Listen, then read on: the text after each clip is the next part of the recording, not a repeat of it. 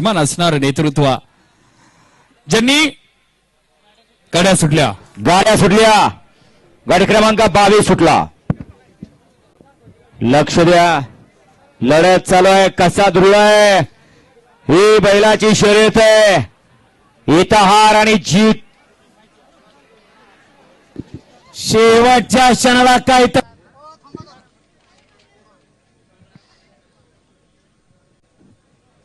23 खालना सुटतोय, 24 आणि 25 तयार राहा, 24 आणि 25 तयार राहा।